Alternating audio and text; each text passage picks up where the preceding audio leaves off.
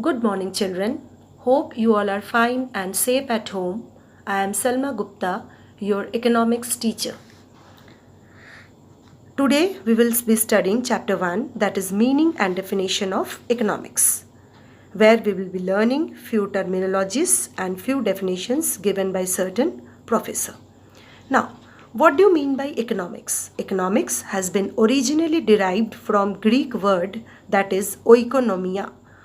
Oiko means household and nomia means management. That is basically household management. Economics is also defined as social science that studies economic activities.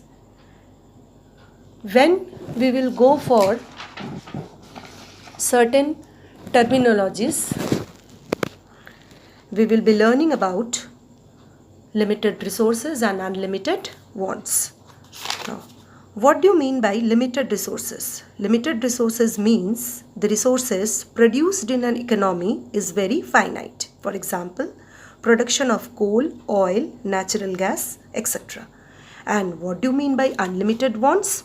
Unlimited wants means that people never get enough, that there is always something else that they would like to have.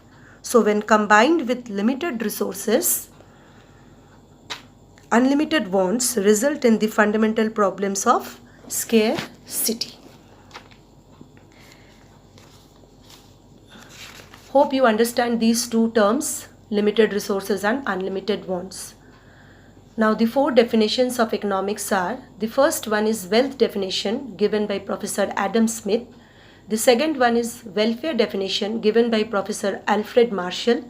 The third one is scarcity definition given by Professor Lionel Robbins, and the growth-oriented definition given by Professor Paul Samuelson. Today we will be doing two definitions, that is wealth definition and welfare definition.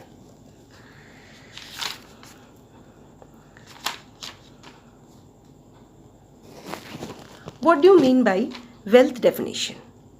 Wealth definition is given by Professor Adam Smith, who was known as the father of economics. He defined economics as science of wealth, which means that economics studies only production and consumption of wealth.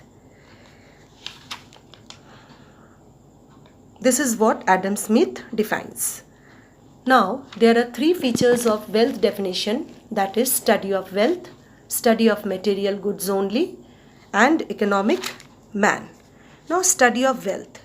Economics studies the nature and the causes that increases the wealth. To increase the wealth, that means there should be proper production of material goods. Now, the second one is study of material goods only. Material goods are the goods that can be seen, touched or transferred from one place to another. For example, table, chair, pen, etc. Non-material goods are the goods which cannot be seen or touched. They are the services such as doctors, lawyers, etc., which are unlimited.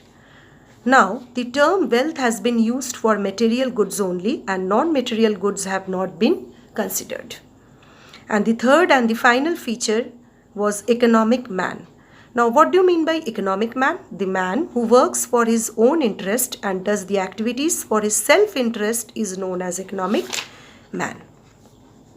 Now we will move to second definition, that is welfare definition by Professor Alfred Marshall.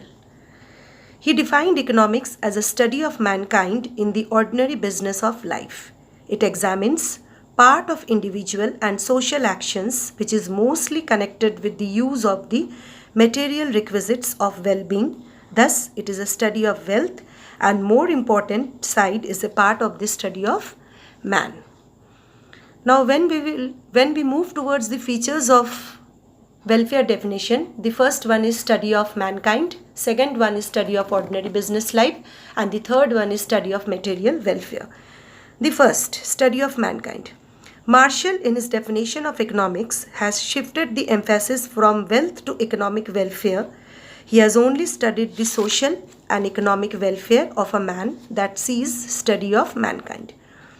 Now, when we go for study of ordinary business of life, where every person acts mainly to earn and collect wealth and spend those earning to get maximum satisfaction.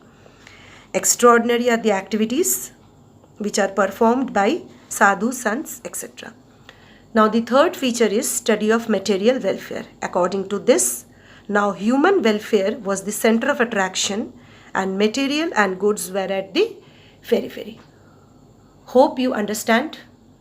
Have a nice day. Thank you.